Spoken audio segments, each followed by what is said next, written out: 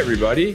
Thanks for joining us for another episode of Banyan Technology's Tire Tracks podcast. I'm Patrick Ascolis, and with me, I have a special guest today, Michael Caney of Highway. How you doing, Michael? I'm great, man. How are you? Good to see you. Hey, good to see you too. And this is really our first time meeting. So, hey, you're the Chief Commercial Officer at Highway, Yep. and that is the extent of what I know about you. So, who are you? I always like to start. How'd you get into this space? Because logistics is a funny monster. How people come in, either they're born into it, or they find their way, or they got blindfolded, spun around, and thrown, and next thing you know, here they are and haven't looked back.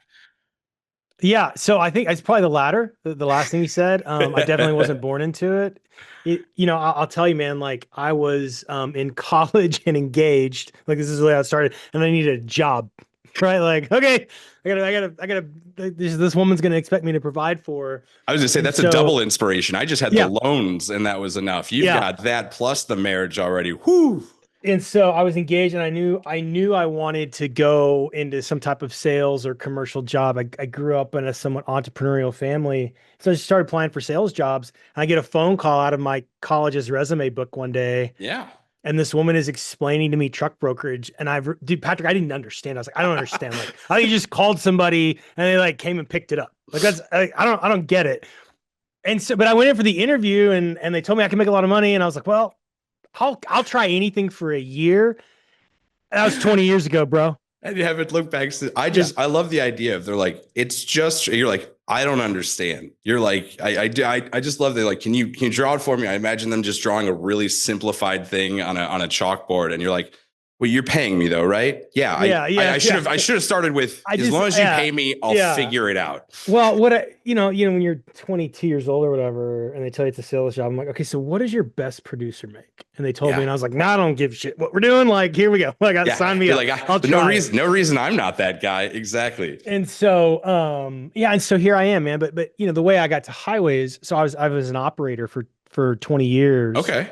And anyone that's familiar with the freight brokerage space knows that non-competes are a thing, and you got to sit those out. Yeah. And so I had just enough technology interest that I'd go run technology businesses when I was waiting out non-competes. I had friends that ran technology companies, and so I'd go offer executive leadership. And I did a year at FreightWaves and ran Sonar go to market. And okay. And so I have a real passion. I mean, candidly, I love working with freight brokers more than I do shippers, and I love technology. And so, and I spent a long time dealing with vendors that honestly just kept failing me. I'd spent a lot of money, paid a lot of freight tech bills. And so when I had an opportunity to help solve the fraud problem and help my friends, like sell them something, represent a company that I believe in, it actually means something. Mm-hmm. Man, and that's kind of how I ended up at Highway. I just fell in love with it and fell in love with the CEO, and so here I am. That's awesome, and I can speak to that feeling within the technology where, especially in the freight tech, say 5 years ago, everybody had an answer to every little thing, and they're like, "Yeah, we can solve it. Don't worry about how it is. Just start paying us." So, no, that speaks truth. Now, one of the reasons, Michael, I wanted to have you on and talk to you is, lately in the news, recently, we've got this 60-minute story on Guy Fieri and him getting $1 million worth of tequila bottles taken in a double brokering scam. Now, before we get into that, with how Highway is, let's put the setting in place. In today, that's not a rare thing anymore. The double brokering, I've talked about it on quite a few episodes, been talking about it for probably 3 years now. What is going on out there? If this is the first time they're getting into the industry, like 22-year-old you, and they just got hired, and now they got to figure out what's going on in this world they've signed up for. What is double brokering, and why is it so rampant right now from your perspective and from Highways? Yeah, I'll give you a couple of different ways to think about double brokering, and then maybe just fraud in general. Yeah. So to anybody listening, like here's what at Highway we want you to understand is that fraud needs really three things to thrive. Number one is anonymity, right? Number two is, and you can put these in any order: anonymity, urgency, and the prospect of gain. And like with freight, like the prospect of gain is incredibly easy. Yeah. Right. So you think about tequila, like, and I think from my seat, and we'll get more into this story, but like Hmm. watching everybody like feign over this because it's Sammy Hagar and Guy Fieri. Like I've been watching Tito's vodka get stolen for 3 years. Like this is like what? Where have you been? Like this is not new. Like, If and it I'll wasn't talk the about dog, how it we wasn't the dog as geocode. if it wasn't the dog as the mascot. If it was a Yeah, celebrity, it had gotten a lot more play like earlier. Yeah. we geocode liquor facilities in our app so that we know that are high risk facilities. So just right off the bat, wasn't a highway customer. First of all, like that's There probably you real go. We'll important to get that. We'll mention. get that out of Like the we'll get way. that right out of the Bold way. letters. Yeah. Like the person that got the stuff stolen, not my customer. Probably should be. So Yeah. It but should you be need now. prospective gain, you need anonymity, and you need urgency, right? And like Okay. tell me the better prospective gain when you can go make 100,000, 250,000, $300,000 grab, and like nobody's gonna punish you for it, Right. And are you right? talking Like on you're not the? gonna get punished for it. You're talking about on the side of the bad player here. I can Yeah, make and two it's hundred so fifty, three easy, hundred k right? with no Like downside. yeah, and especially in the Northeast and different parts of the West Coast where there are these bodegas everywhere. Like this is easy product Mm, to move, whether you're talking about Tide yeah. Pods or liquor or electronics. You know what I'm saying, It's an Patrick? in-demand Anything. commodity. Yeah, Yeah. it's not something you got to sit on or put together or assemble or you distribute in a strange way or need a fence. It's really just handed off Yep. cash sales. Someone's going to give you money for it. Yeah. And so the prospective gain is there. For Anonymity, sure. that's kind of where we came in is before highway, it was really easy to hide and pretend to be a motor carrier. You Yeah. got dispatch services running rampant. I mean, you've got foreign actors that are all over the US supply chain. And then when you think about the urgency aspect, like that's where a freight broker lives. When you think Okay. about a small carrier trying to find a backhaul, when you think about, that Thursday afternoon load, and then bad actors know how to create urgency. They do things like phone flooding and they shop the load boards. And so you have those three things. And fraud can exist anywhere those three things are true. Okay. All right. So in this case, with the tequila, with the Guy Fieri, does it being a Hagar Fieri load have anything to do with what somebody is deciding here, or is it just the fact that it's commoditized, it's easily to redistribute, and they don't have any fear of there being enough security on it to take a risk? Or how does someone pick? Like, is this someone's picking a lane, or are they picking this actual truck itself and the cargo, or is it just coincidence that this is what goes? Yeah, there's three things that they target. One is the lane, right? The origin Yeah. destination, because they need but there's a network, right? A bad actor has a network that they're working with, Right. whether it's a cross stock warehouse, right? So they're picking an OD pair. Another characteristic of an OD pair that they might origin destination pair that they might select is one that just creates a lot of urgency, right? Right. It's outbound Chicago, right? It's inbound Miami, right? Like it's one of those places that's Just inherently busy and needs yep, to get done as quickly as possible, or you're there for multiple weeks and everybody knows yep. it. Yep. Yep. And so they're picking a lane where they can, and then the other thing that they're doing is they're looking at the commodity, right? Okay.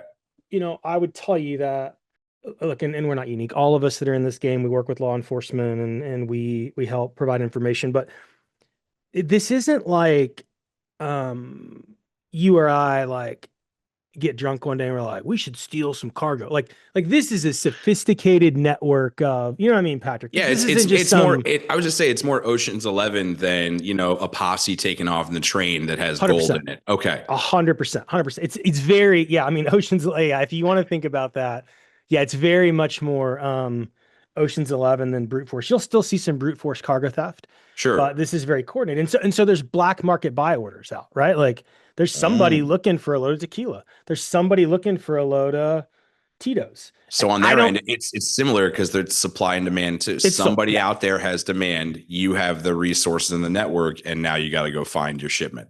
Yeah, like we're coming up in peak in Q4, right? So I'm just going to Yeah. tell you right now, if you are a freight broker or a shipper and you're moving Legos around, like you need to like watch your six, right? Because like Legos are going to get stolen, right? Like And are those a thing that are considered? If someone doesn't talk to you, is it historically someone who moves Legos worried about that, or is that because Legos have come such a high end target for Christmas that in the past few years Legos are worth their weight in gold, or has it's no, Christmas it's in the presents always past been few something like that? years. No, it's in the Okay. past few years, right? And like they're easy to move.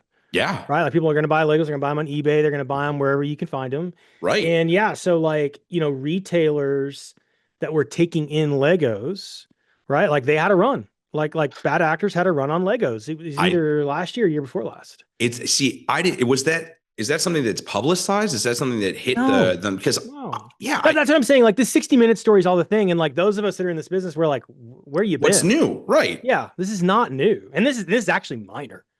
Like I know it sounds like a big deal, but like that's actually minor. So I'll tell you the third thing, right? So Yeah. we're probably similar age. Remember like when we were kids, like people would put like the Honeywell, like the security sign in their front yard to like deter Yes. thieves. Okay. Yes. I know. I had one, we had one, we had no service. It was literally Yeah. just deterrence. That alarm and security did not work in our house since like the Yeah. third day. Beware of dog, those Yeah. signs, right? Okay. So the reason I bring up something so like base is because Okay. beware of dog, security sign in the yard. The other thing I'll tell you is people know where we are, where All highway right. is. And so if you are not a highway customer, I'm just going to tell you right now, you're going to be targeted Got because you. you're an easier network to penetrate, right? Like it's no different than any cyber crime. Like, so one of the things, like if you just, like you're a technology company, right? So Sure. you guys probably have like SOC 2 designations, you're doing Yep. penetration testing, right? You probably have a CISO. So it's Yep. just like We got multiple people that anything. an entire job Yep. day in and day out to figure out where we're vulnerable and how to close it up. Yeah, so thieves do the same thing, right? They Okay. they go out and they do penetration testing, and they see, can I get a load? So they'll go pick up and deliver loads in a broker's network Yeah. legitimately, just to see if Oh, they can get in. okay. See, that is not something I thought about. So when their version of, let's say, casing a joint means actually possibly Absolutely. delivering loads back and forth and getting some trust within the network that they're trying to work in Yeah, or be a bad actor in. yeah, 100%. If you follow anything that we talk about casing the neighborhood. Yeah. And so when we first started the company, fraud was a lot easier to catch than it is now because it was so like just out there. Okay. Like Guys as far buying as people weren't doing it, or it just was, it no, wasn't it such a was professional. rampant. Okay. It was rampant and it was professional, but they weren't as sophisticated because they didn't have to be. Okay. Right. So they'd go buy a legitimate, like, so if you think about it, there was no carrier identity before highway. There were kind of disparate frameworks of a packet online over here, checking a website over here. And there was no framework to say like, this is who a motor carrier is, and this is how they establish their identity. And so there were random disparate rules that didn't work in concert, right? So if they've got 10 trucks and in business more than a year, and it just we were Yeah. making it up, Patrick. I mean, I did Right. it. We were just making it No. up. Yeah, and I know that because only in the past few years where that became something more uniform that you start hearing the same questions. As before it was, Yeah. depending on where you were working and talking to, the questions of validity were different. How Yeah. long you've been in business or what's a certain code. Yeah, and so what changed? Is it because I assume the answer is going to have to do around COVID, because that's where at least it seemed that we started getting a lot more reports, or it became a bigger word, the double brokering and the fraud, than maybe it was before. Maybe it was an undertone hushes, or people, like when they get ransomware, don't want to talk about it as much. But for whatever reason, it seems like this has been a much bigger, or maybe just a more highlighted or scoped topic within the industry since COVID. Yeah. So COVID was a big thing. And going back to what I was saying before, when there was kind of random disparate rules, the other thing Yeah. that you had is because the risk, let me say it, how do I say it? The outcome, the negative consequence of double brokering wasn't what it was today. There wasn't as much theft. Okay. And so sometimes like you would be working with a double broker and you just kind of let it go because they did a real good job. That's the quiet part no one wants to say out loud. Right? Is you got a guy, he's out in California. I might 10 get loads a day for a you. fifth of my stuff might disappear, but it's worth it because the other 4 out of 5 shipments are done well. Well, Okay. I guess what I would say is back then it didn't disappear because they were just like legitimate double brokers. Okay. And so you were just overpaying. And so you dealt with the risk exposure. So it's just it used to be just a double markup, basically, or not knowing exactly who was handling your goods at the end of the line. But generally things got to where they were supposed to. Yep. Okay. The primary exposure you had was twofold. One, service, because you Yeah. you don't really know the underlying carrier, and you're quote unquote relying, even You're if you you're don't want to you're admit it, chucking our relying on the trucks. double broker, Yeah. right? And then if there is a cargo or liability claim, you didn't contract with the underlying motor carrier, right? And so Okay. that's still a risk. There's still service risk. There's still liability risk. Like all that's true. Hmm. And then in COVID, you could be a double broker and make a ton of money. Ah. So when you're So charging $4 or $5 a mile, like you can be a quote legit double broker. And then when rates go down, what do? Well, you just steal it. yeah. Like so you just, the business model just pivoted. Like, okay, well, we can't make any more money being a double broker. We'll just pivot to stealing it. And so Yeah. what they did was they Gotta bought and find it. held a bunch of MC numbers. So I Okay. go out and I just start MCs and I hold 20 MCs and we fix that. So where am I skating to? Like all of these vectors that were fairly easy for a bad actor to enter into, we kept Hmm. collapsing them. And so now that's why you have to get to what we call load level compliance. And that's where there are bad actors that are operating legitimate, waiting to break bad. Okay. And so now what they're doing is they're operating MCs legitimately for 6, 7 months at a time. They're actually picking up and delivering, getting to know your network. And so you have to watch for pattern changes that suggest they're about to do something bad. And are those pattern changes obvious enough? Is that something that highway monitors? These ones that could be a possible wolf in sheep's clothing within the double brokering, or is it change? What do those patterns look like? Yeah. So this is where like they're gonna listen to this, they're gonna download this and see if I'm gonna say anything. So there's things that are just Good out of the point. interest of security. Like I didn't even think I'm really about not that. trying to be like, but it's true. Like they're Yeah. gonna download this. They're gonna listen to it. Yeah. No. And so what I would say is like they're good, man. They're Yeah. really, really good. Well, is that And a natural response to cleaning up the easy ways to do fraud, as you've created kind of a standard uniform yeah, level of engagement that has to be met before someone's going to think you're yeah. justifiable? Yeah. And so here's what I'll tell you from a pattern perspective. If you're a broker or if you're a technology provider and you want to help a broker, Yeah. they're moving more to social engineering to try to get into the communication channel, to try to get Right. outside of an easily detectable pattern. So you got to be really careful in your comms channels. Are you being socially engineered? Are they trying to just get access to data? Are they just trying to Hmm. get a pickup number?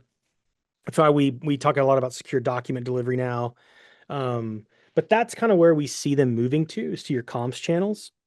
And is that what happened here? And again, like we talked about, what happened to the bottles of tequila isn't anything new, but we're using it as a good kind of window or lens for this discussion. Is that human engineering or hacking part of it went into this, or do we even know what specifically how they went about, these bad actors, to take these bottles in this case? Yeah, on this particular case, I'm not privy to the details, but Okay. typically Yeah. it comes down. So there's a thing we say at Highway now, which fraud is a choice. Hmm. And so one of the popular things you'll see right now I say are no fraud. That's my choice. Yeah. yeah, but we'll talk about how it comes down to choices. So one of the things that's popular right now is for something to happen, Hmm. a theft event, and they get reported. And then some Sure. hero with a new toy comes out and looks backwards and says, "Oh, we knew, or we would have known." Thank you, Captain Hindsight. Thank you. That's Yeah. awesome. Yeah. And, Shouldn't have and put in that most orphanage case, so close to the yeah, nuclear radiator. Yeah, exactly. yeah. And in most cases, like we knew too.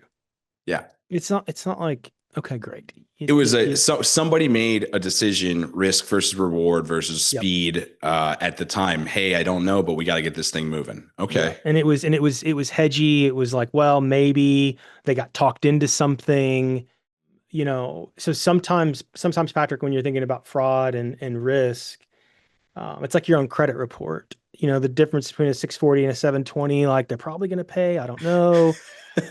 And Yeah. no, it's true. It's I true. And so sometimes I you're could just like, see it. okay, it's a little risky. There's a little noise, but is it signal? What do I do? Right. And on your bottled water loads, man, go nuts for donuts. Like take risk. Right. Just But so like depending on what you're why? moving.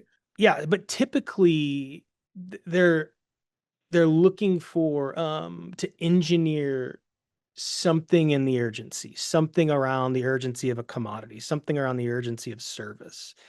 And they're just looking to exploit a gap in a manual process. And like I said, they didn't show up and try to get this load today. They've been Right. talking to you for Mm. months. And that's that is something I did not consider for a lot of the double brokering that I've had conversations about. So there's all of this out there, and you've talked to a good detail of how they're hitting it and how they've gotten better. How do we how does somebody make that choice to not allow fraud, as you talked about? How do you detect some of these early signs, or how do you put some basic steps in place to at least, as I like to, the low hanging fruit, those ones that would be easy to walk into but easy to spot if you saw it. In the, Yeah. you see the misspelling in the email address from the spam email, or you see that the link goes to some other website. What are the early signs? Because you said these actors sometimes are doing legitimate shipments. Yeah. And so I would say the first thing when you think about oh man, there's so many. You bring up a good one, like the freight, like the way we call the reason we built the email tool. There's a company called Freight Bull Mhm. Logistics or Freight Bull, and they changed the I to an L or the L to an I, something, right? They changed one letter. And so you didn't know. You're talking to Right. them in your inbox. It looks like freightbull.com. They changed one thing. And like that was our response, like, oh my gosh, this is what they're doing now. So we wrote a tool. So what I would say is the list is so long, and it's not just me being a salesman. The list is so long, you can't keep up with it. It changes. So when it comes to your phone system, when it comes to your inbox, like you need to just let us or somebody protect you with a tool. Like we have a tool that lives in the inbox and looks for those anomalies. Okay.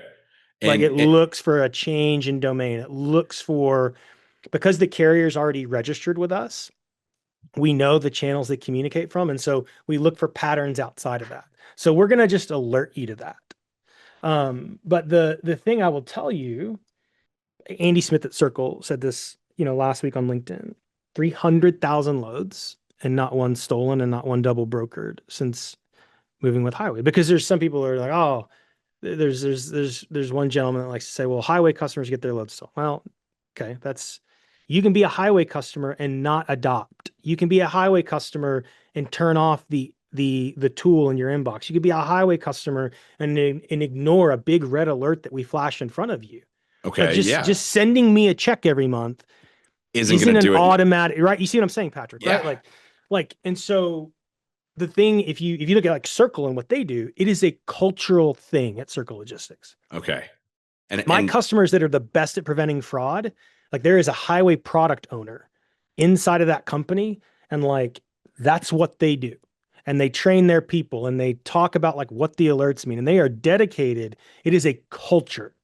and it would have to be, because it's an ongoing battle. Because even as we Yeah. talk about this right now, the tools that were used for one thing are going to be upgraded, and the tools to defend it same way, or even the processes now. And within that, and you talk about some of these tools with the email inbox and that Highway has, AI being what it is and everywhere. I assume it's on both sides of the board.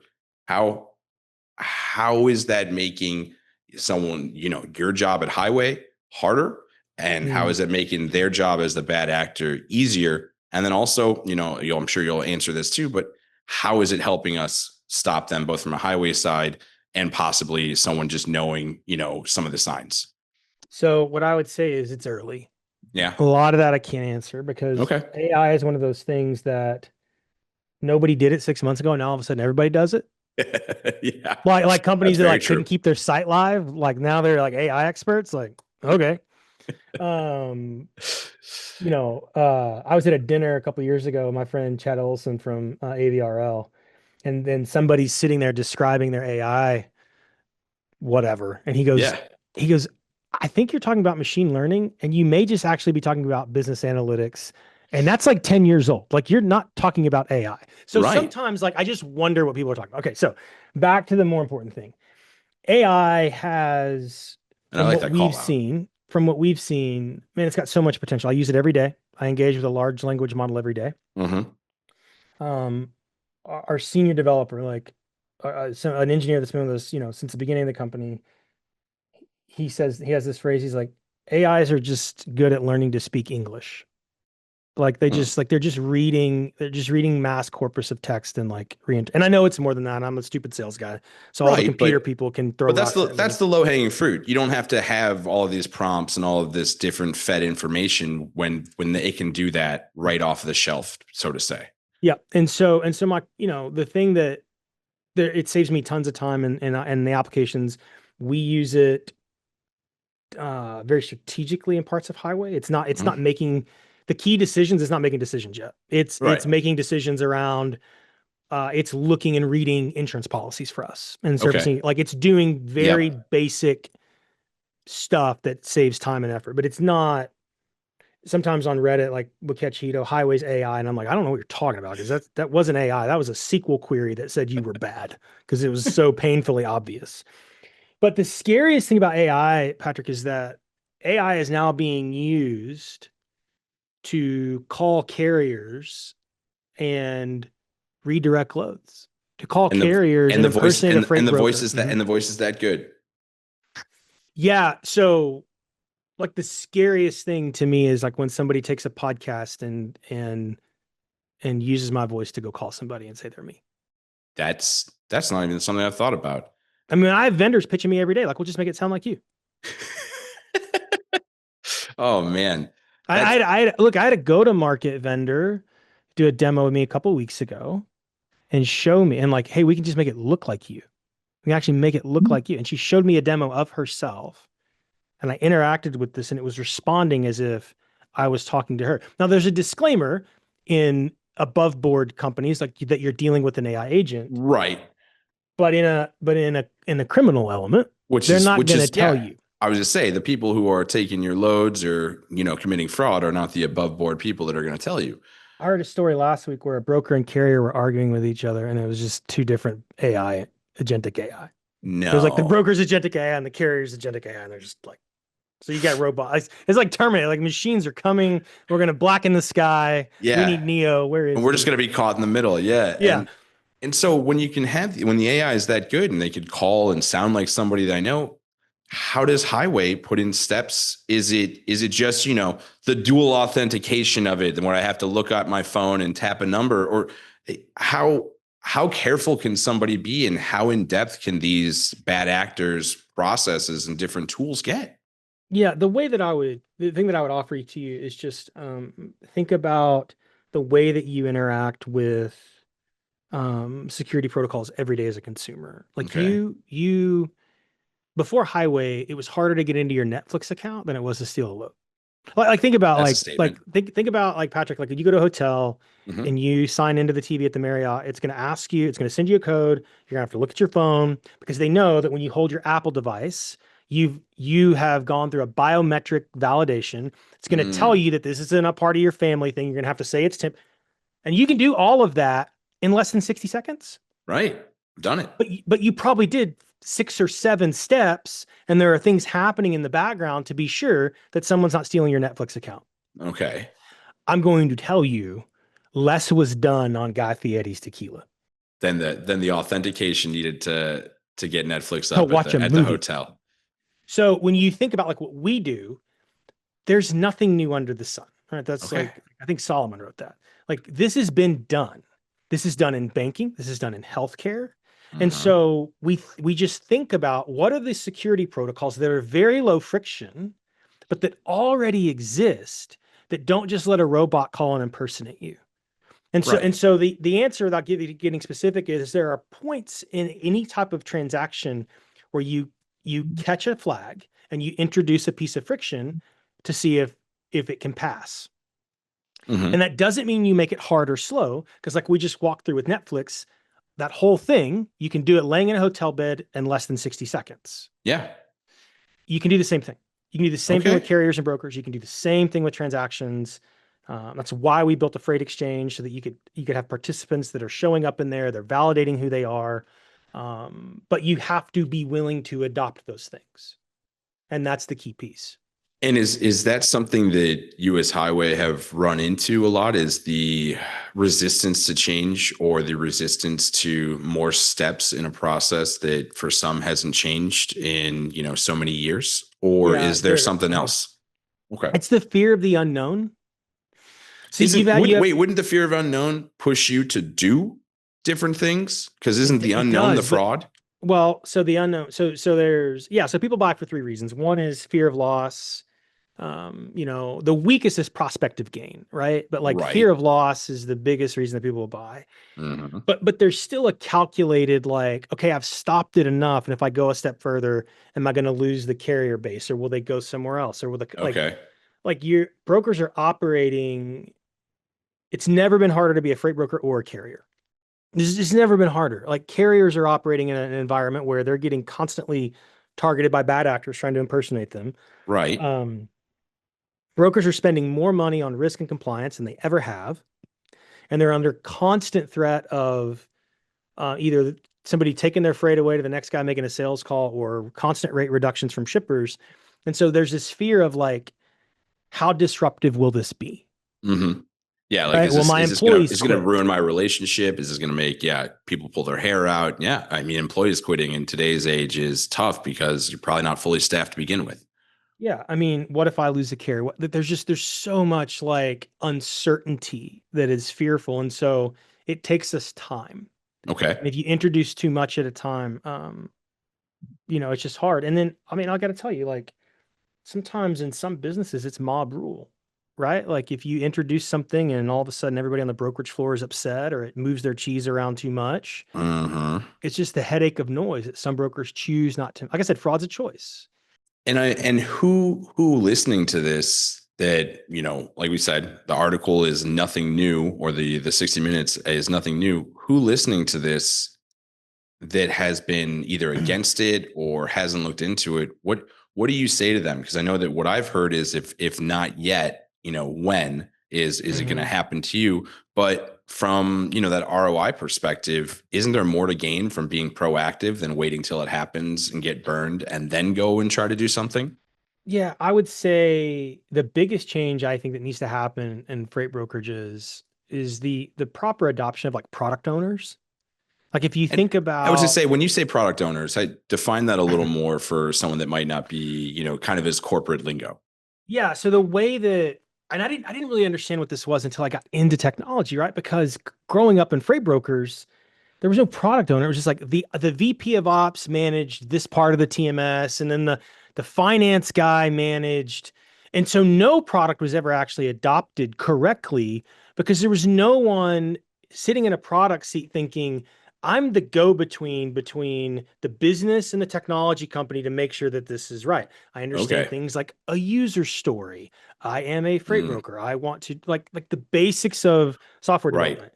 And so we just let it go to like we just put it on somebody else's plate.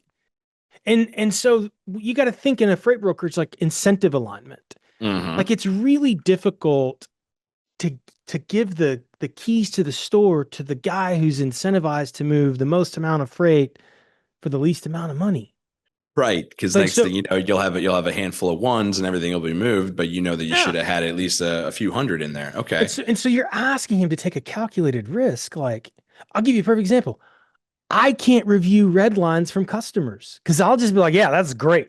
Sign them off.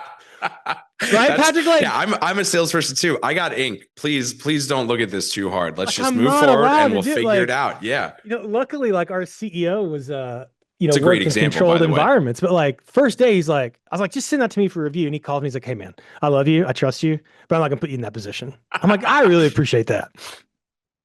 I And just, so, Michael, you're going to find a way to say yes to all of this. We need yeah, someone who's got no on the brain, and we can tell him it's okay. Yeah. but the person that manages risk for us actually has a background in business development.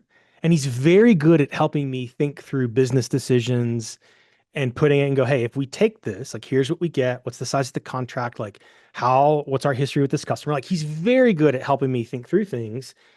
And we actually go faster than if we signed up for a whole bunch of risk that came back to bite us. Okay. So why am I saying that? If you're a broker, like someone needs to own the risk management side of your house. And Uh, unfortunately, the role has evolved to be bigger than like Joe or Sally that used to do the carrier packets. right. This isn't just one person going over the documents and telling Jim, "Hey, you might have loaded this up before you confirmed that these guys were legit. So give them a call and let's see what's going on." So, when you think about technology, right? So we've got, I don't know, approaching 13, 1400 customers now. And so when we do a Awesome. release, it's not guaranteed that every single, like somebody has to be responsible for looking at the releases, like make, like, I, I, like I can't come run the brokerage for you.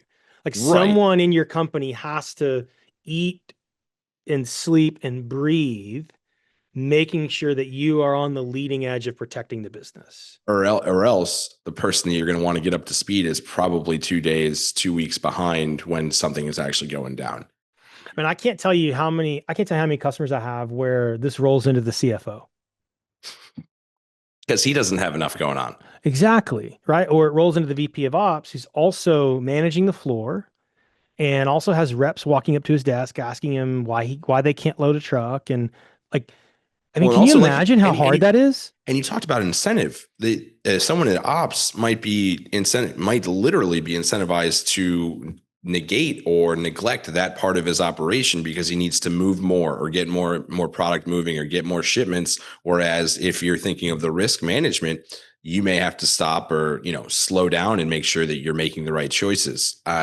Same with the CFO at a certain point too. It might be about let's get the gains and we'll figure out what goes. So you do. How does someone do something like risk management without just finding boogeymen and ghosts around every corner? How do you find the solution that makes sense and not just act on and live in fear the whole time? Yeah, some of it is you're going to take acceptable risks, Mm-hmm. right? Like you're Yeah. gonna have a load or two stolen a There's no year. Yeah, certains, there's no guarantees in life. Yep. you're gonna have a load or two stolen a year. Like I Sure. mean, you may have one depending on somebody asked me the other day, what's the acceptable amount of fraud? I'm like, well, no fraud's acceptable. You're good, but you're gonna have theft. Like cargo theft's not going away. Mm-hmm. CargoNet's been in business a long time for a reason. Like cargo theft is not gonna go away. You're gonna Okay. have it, and that's unfortunate. But the biggest thing is you can put your risk in a matrix and you can be consistent and disciplined in your decision making. So you Okay. can do things like say, never again are we going to send a rate confirmation over an unsecured email. We're Sure. just not going to attach a PDF to a document and hope it gets to the right place with Okay. all the pickup information on it for the tequila. We're just going to That's not do that. that That's a seems like pretty easy thing to I was just saying decide. that seems like a good guideline and process to start with. You would think. I got 1,300 customers. I got 600 customers that protect their loads and only 250 that protect their rate confirmation. So call me, I'll fix it. But I can tell you right now, if you send your rate confirmations in an email with a PDF attached, your loads are going to get stolen. Full stop. Yeah, I'm And there just isn't a thinking. camera you can hang up on any highway in America that's going to stop a bad actor from operating in someone's inbox and trying to steal documents. And so the alternative with secure, how much harder is it It's to how easy. much? Yeah, I was going to It's say easy. it's. And here's how it's easy. So like when you logged into this Zoom, Mm-hmm. you were probably already logged in because there's a token sitting there with your Gmail or your Microsoft account, and like you didn't even know. Yeah, Lord Sign in knows with I don't know Highway the works password. this I don't know the password to any of these things. because you opened your computer and it took a picture of your face and it was like that's you. Okay, so again, nothing new under the sun. This is all the technology we Yeah. use. So for a valid carrier, when they get a rate confirmation, they're going to hit the yellow sign in with Highway button, just like you experience with Google or any other Mm-hmm. social login. Right. And if a bad actor's in the inbox, they can't get through because they're not going to pass the identity challenge. Mm-hmm. So the inbox can be compromised and the rate confirmation can still be secure. Okay. Because it All right. happens every day where we tell carriers, hey, your inbox has been compromised because Yeah. we can see the pattern in someone trying to, you see what I'm saying, Patrick? Like, Yeah, I do. and so you gotta put these layers in and good carriers love it because they know they're getting a real rate confirmation because small carriers have gotten doctored rate confirmations and hauled things that they never got paid for. And gotten burned bad. Yeah. and that's gonna hurt the smaller ones. I mean, it hurts everybody, but when you're smaller and you're fighting for each load to get your small bit of margin up, then when you're eating full loads that aren't real, and not getting paid for. That's another thing here on the we've talked a little bit on the with the Guy Fieri. That's kind of the shipper side. On the carrier side itself, how much is this killing some of the small carriers? Yeah, it is. Yeah. Yeah. And part of the problem, so you ask, like, where do bad actors go? They go where digital hygiene is the poorest. Yep. And if you don't Right. have if you don't have So where is the digital hygiene the poorest? Someone, and I'm not trying to make uncontested shots, but I know what we're good at. Digital hygiene is poor at a broker that doesn't use highway. Digital hygiene is poor in a small motor carrier. And Yep. so where digital hygiene, like, look, low fences, right? Patrick, think about, like, am I going to climb a high fence with barbed wire? Or am I going Or to am I jump going to over that climb one a, that's 2 feet over yeah. there? Yeah. And so they go where low fences are. Okay. And I like so that. that's the thing. If you're a small carrier, do your diligence. Don't click phishing links. Like, don't, like, look, I'm just gonna say this. Competitor, like, DAT's not asking you to reset your password in an email. Yeah. Like, there's things I don't love about DAT, but they're not that bad. So if you're a carrier, don't click that. That's not DAT. They didn't do that. They didn't ask you for that. Yeah. Unless you're at the site and it doesn't let you in, don't change anything. Don't click anywhere new. Yeah. I mean, Even still, you're going to get an email from them that says there's going to be multiple things that happen that aren't. We need your credentials. It's like getting the medical bill. They'll tell you enough times to let you know it's real. Yeah. If in the same way that, like, the IRS doesn't call you, they don't call you. They don't call you. No, they don't. Highway, DAT, truck stop. We're not sending you any emails asking you for your password. We're just not doing it. Yeah. Is that still, I mean, it's a little hard for me to believe. I've grown up in tech and then come into logistics, and specifically logistics tech. Yeah. But is that still a predominantly successful way that people Number are one getting vector? So the two biggest vectors in freight fraud today is the compromised inbox and the quote unquote sold MC. Because the sold MC is a tough pattern to detect. And the compromised, because on the front, everything's legitimate. They've got the verification, and it's just gone to a new, because it's not a real sale, right? So we call it the sold MC because the prior motor carrier will claim he or she sold their MC number. And in my opinion, they should have criminal liability too. Because when you take somebody, your passwords and your email addresses, and you meet them in a McDonald's parking lot and get $5,000 in cash, you didn't sell your MC. And you didn't, and there's no way you thought that was a legitimate purchase from or sale. Yeah. So when someone shows up in a private Facebook or Reddit group and wants to buy MC numbers, this is not the way we do M&A in the real world. Okay. No. But the point is, one of the vectors is they ask for tokens, and they'll say, hey, in part of buying your business, we've got to go log in. So when you start getting tokens on your cell phone, give us the token, share the code with us. So that's a vector. And so you got to just watch for the technology patterns, because, the seller wants their 5 or 10 grand or $25,000 in some cases.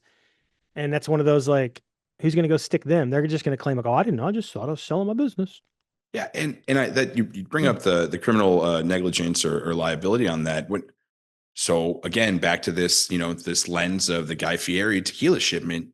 What happens? Does somebody take a fall for this? It just gets. No. And is anything going to happen? Is this a big enough story that maybe there's more legislature or government enforcement? I mean, what happens other than, sure, I love that Highway is doing all these things. It sounds like if you're not using Highway, use them. And if you are using Highway, make sure you're actually doing it right, because it's not good just to have the name or the sign in front of the yard. Yep. You got to actually have the system on. But what is it all going to be? Is it up to companies like Highway and brokers being smarter? Or is there some point where, we have police for other crimes that will come and stop things? I guess it is reactive there too, but where could the future, where could this be better? Where could it be better handled? He asked me before the show, is like, is anything off limits? You might, I don't know. You might I might have asked me about my politics, but here we go. So I think when you have That's why I ask. I always find a Elected way to do officials. it. I know. When you have elected officials, they want to prosecute things that give them a name. And so what gives people a name right now, depending on what side of the aisle you're on, Hmm. it's immigration, It's it's definitely fentanyl, it's drugs. So if you are a local prosecutor, what's going to give you a name? It's it's definitely not. probably, Yeah, it's not the double brokering. It's not yeah. the transportation fraud. And so it has to be big enough. Mm. And so there's all these talks about task forces, this FBI task force. And these are I real. hear These are that a real. lot. Yeah. These are real. And early when we talked to them, they're like, well, this isn't FBI because if they're all being controlled overseas in Pakistan and Moldova, then that's homeland. And so you've got an argument in the federal government about who's going to go get them. Right. And then the other thing too is it has to be a big enough bust. Like federally, no one cares about Guy's Tequila. They don't care. Right. They The do amount of care hours and about, spend yeah. of in order to find that would be well above the amount of the product stolen. And Yep. so they Okay. have to have a big precedent setting bust. They've got to pull it all the way. It's got to be big. And look, they're working on it. Sure. But until they can put that together, I got a couple thousand people. I got to get their stuff to stop being stolen. Right. It's not like the logistics industry closes or slows down because we're waiting on something around the corner that may never come. It's things still have to move, things still need to get where they're getting, and people are still it's their livelihood to move those things. Yeah. But So the person that's better at understanding the regulatory side, my friend Dale Prax, he operates in the same space as me a little bit differently. He's really hmm focused on like the regulatory front door, and he hmm talks to the administration way more than I do. But I think they have a desire to this current administration. I think the motoring public needs to understand two things. They're paying for this. Like the cost of insurance for a trucking company, the cost of insurance for a brokerage, like shippers are not absorbing this. Like you are paying for it at the grocery store and it doesn't get discussed enough. The right. second thing the motoring public needs to understand is you're at risk. Like your life is at risk because of the bad actors that are allowed to operate in the United States. Hmm. These are not safe people. These are Hmm. not these carriers, these no name given on the driver's license, right? Like these are people that they're going to run over you. They don't, Yeah. they're spoofing their ELDs. We see it in the data all the time, right? Like we catch, like there's groups that for a couple $100, they'll reset your ELD and they'll give you a new white label device. Like Patrick, the point is like, it is not safe. We Yeah. are allowing people to operate on the public roads that do not care about safety. They do not care. And not just in the way where I like speed, like having a lead foot. No, we're talking about actually dangerous for everyone that's on it left and right. Yeah, they don't have a conscience, right? And what does that do to the driver that has been doing this 5, 10, 20 years that does care about safety? That does do his pre-trip inspection, that's walking around and looking at his tires, that's checking his brakes, right? Yeah. It makes it harder on him to operate Because because he's because we're now regulating to the least common denominator. And that guy mm, can't make money because we've right. regulated him to the point where we don't trust him anymore because we've allowed terrible people to operate on our roadways. So so when you put it that way, and we've got bad actors and not wanting to legislate to the lowest common denominator, and even then the legislature may or may not come depending on a big enough task force to get into the public eye.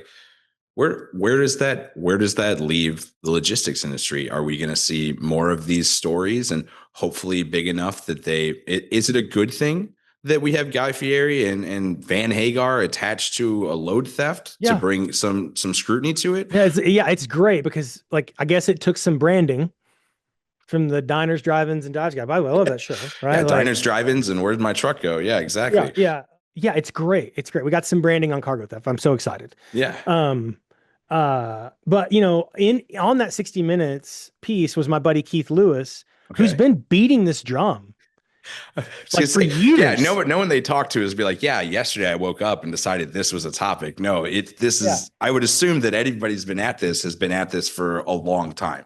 Yeah. So I think to answer your question more succinctly, like I'm a Reaganite, right? Like the scariest words in the English language are I'm from the government and I'm here to help. And so like private enterprise can do this. It can Okay. be done, right? Yeah. But we've got to make a decision about the standards we're willing to adopt. Now we are doing our level best to create an environment. It's our freight exchange where like a motor carrier shows up and a freight broker shows up and they're playing by a set of rules. Okay. We've done this in banking. Like banking fraud isn't gone. People are still trying to do it. But if you look at like there are banking has solved this to a large part. I was actually going to bring that up because you brought up healthcare and finance before, and clearly somebody is, if there's bad actors in any industry, it's going to be in all industries. And Yeah. maybe they just don't have the Van Hagar lost tequila like we have in this case to bring attention to it. But yeah, to your point, people have got to be attacking the financial industry left and right. That's where legitimately the money is. It's constant, right? And like, so we saw that coming out of the savings and loan crisis. We saw that coming out of, when you look at where did Stripe and Plaid come from, right? Like that was born from the financial crisis, right? It was born for a greater need for identity and transparency. And so like, this is a solvable problem. Okay. This is a solvable problem without that's great to hear. Abdicating ourselves to a surveillance state. Like this is a solvable problem. Yep. And here's what I would tell you, Patrick. I am convinced the problem will be solved. I think it will be solved and therefore consolidated to those brokers most willing to adopt standards. And so I think you're going to see a lot of freight consolidate out of and away from brokers that don't want to adopt certain standards. I mean, that makes sense. I don't want, at a certain point, you want to take less chances. And as an industry, if you're moving that way, then as a carrier or broker, you need to prove to people that you are putting the steps in place and they have less chance of going through something like this when dealing with them. And that I assume there's a cost associated with that, like anything, but compared to the cost of lost goods, lost trust from somebody expecting you to get shipments from A to B, it's got to be worth it, I would assume, just like why we pay for insurance, why you get healthcare and everything like that. Yeah, we're starting to see businesses grow, right? Some customers like, wait a minute, I actually get more business now because I use highway. Shippers trust me more. You've got a better grade on that checklist now. Yeah, I had some carriers a couple of years ago because look, we ask a lot of carriers. We do. We ask them to live in a transparent fashion that no one's asked them ever to live in before. And so we take that really seriously. And we're governed, right? We're NIST compliant. We have a SOC 2. We have all this, what is it? PIP, certifications. Yeah. Protecting all of that. Yeah. Yeah. And so we have to live by all that. Right. And so early when carriers didn't understand the gravity of the situation, because small carriers, they're operating in their own world. They're kind of pissed off at me. So I go to like insurance conferences and they're like, oh man. And then there's a group of dudes that run, they're three different carriers, but they're friends and they kind of run together. And I see them at conferences and I see them coming toward me at a conference a couple months ago. And I think, oh man, here they're coming for me again. Cause I spent like collectively like 3 hours with these dudes at a conference, like explaining this to them. And so I see them coming across the room, Patrick. I'm like, oh man, here, what do they have for me? And they all thanked me. And they were like, hey, man, we were really hard on you when we saw you last year because we didn't understand. And now we actually get more business because of the way we show up in highway, and brokers are actually reaching out to us to give us more business now. And so I immediately had this like, A, they're not going to beat me up. B, right. It's like, okay, it's finally starting to work. Like it's finally, we're finally getting back to like some business fundamentals and away from like the drunkenness that was COVID. Yeah, because that lingered for a while, the kind of wild, wild west feel of that, the follow-up of COVID of, hey, we made all these profits, let's go after it and let's see how we can do it again, or figuring out, we've got all these people willing to move things who were trying to make money in COVID, trying to figure out how they're going to keep that carrier alive or keep that brokerage alive after that, golden goose was there. Yeah. One of the things to think about post-COVID too is you'll see old dogs like me sounding off on LinkedIn about relationships, and especially guys that are like agents or that run their own small business, and everything's about relationships. And if you're just smart enough, and that's true for that guy, that's true for that small business. The hundreds and thousands of people that were hired in COVID that were not taught to freight broker the way I was taught to broker, they literally have no concept of that. I see it every day. We hired armies of employees that do not think that way. They just because they didn't come up in that, right? Patrick, think Yeah, about it. you can't count on that relationship. You can't count on the relationship being as important to everyone at your brokerage or everyone doing it as it might be to someone like you said, an OG who knows that, when you shake hands with someone, look them across the table, you know how it's going to be, because that's not the world anymore. Yeah, it sounds good in the comments and it gets a lot of likes and it's fun. Yeah. But practically it's like great, great. I'm glad you're having fun in the comments section. Meanwhile, there's companies that hired hundreds of young professionals that don't have a box for what we're trying to explain to them. So we need to, but Gen Z, right? They're great at adopting technology. I was just going to say that And technology so if you will becomes just the new give them a relationship. solution, like if you will help, like they want to go fast, they do want to be thoughtful. It is a thoughtful generation. And they'll press the buttons to get Netflix on the TV. They They'll will do the because authentication. they understand it, right? And when if you can put an elegant solution in place, they will adopt it.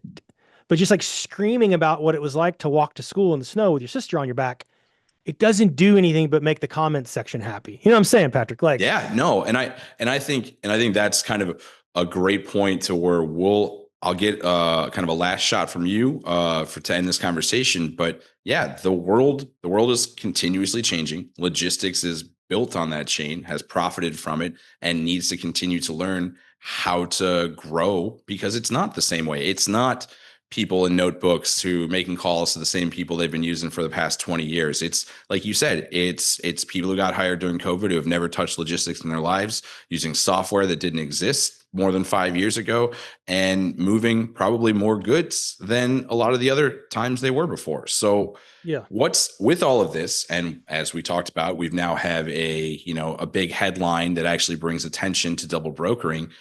As Michael, as Highway, what's your message in a succinct, bullet point way as we're walking out of this to anyone that saw this headline or thinks it's, maybe scary, or how do I stop this from happening to me? What do you have to say? Use my platform. Yeah, thank you. It all starts with carrier identity. It's a tagline that we released 3 years ago and today. So we've got a successive product journey that starts with identity. It goes to load level compliance and it ends in our trusted freight exchange. And the exchange doesn't work without identity. Like it all starts with identity. And only Highway has the unique blend of the digital and physical footprint to be able to tell you what carrier's capability, who they are, and in some cases their intent if it's about to break bad. And so you cannot neglect identity. You cannot. Michael, thank you so much. And anyone still listening or watching, like he just said there, it's not just the technology. It's not just the human element. It's the process, the culture, and like you said, the decision. Are you going to be, is fraud going to happen? If you want that answer to be no, if that's the answer you're putting to it, I think you need to go talk to Highway, whether that's Michael directly, or Mike. Michael? What's a good website or place they could go? Yeah, highway.com. Just there book we a go. demo. Somebody will talk to me. There's an army of people just waiting to talk to you. There you go. And this has been Patrick Skolis with another Banyan Technologies Tire Tracks podcast. Make sure to give a like, follow, subscribe, whatever the kids say nowadays. But hey, thanks for listening. Thanks for watching. And we'll be back to you with the next one. Thanks Mike. Patrick.